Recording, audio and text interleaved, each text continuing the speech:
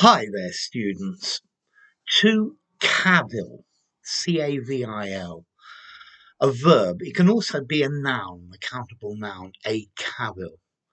Okay, to cavil, to complain, but to complain unreasonably about things that are not important, to nitpick, to quibble. Yeah, he's always cavilling about unimportant things. Okay, he's just making complaints that really are of no real importance. Um, the, his main cavil is that the book is just a bit too long. He's always cavilling about things. So I think the idea of this word cavil or a cavil, it's a complaint that's, well, it's not reasonable. It's really trivial. It's maybe just frivolous. So to cavil, to raise trivial and frivolous complaints. Um, he will always find something wrong with whatever you give him. Whatever you give him, you will have some sort of cavil. He raised trivial cavils to some of the very fine points of the contract.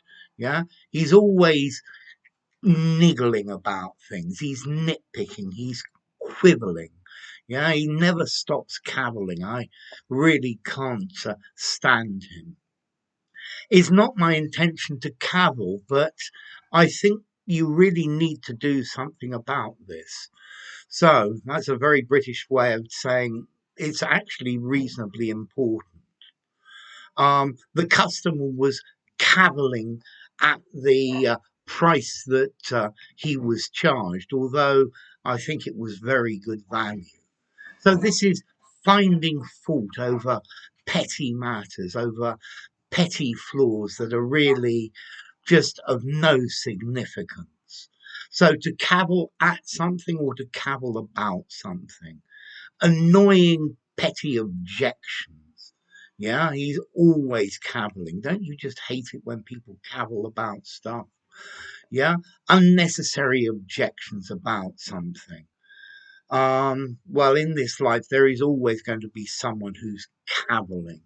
Yeah, this is not a good moment to cavil about the petty details.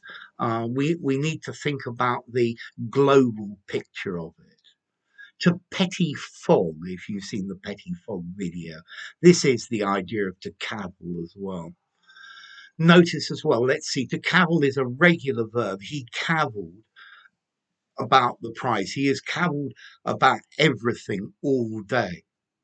Now you're going to ask me, is this single L or double L? And this problem of spelling with double L or single L very often in English is, to me, a real problem. I think I would go a single L, but that's probably from a UK point of view. And I think the Americans spelling might use a double L. Okay, so the next question is formality. To cavil is an unusual word, a cavil. Um, I would probably give it something like 7.5 out of 10 in formality. So I wouldn't use it in an informal conversation. I think many native speakers would go, and what does that mean? Used to cavil in a semi-formal or formal writing. Yeah. Um, so to cavil, to nitpick, to be hypercritical, to split hairs about something.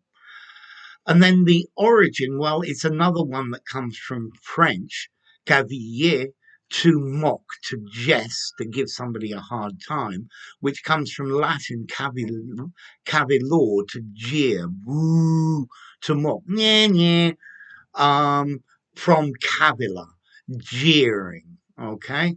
I think there's even a verb in Spanish, cavilar. Okay, so frivolous, unreasonable complaints. Yeah.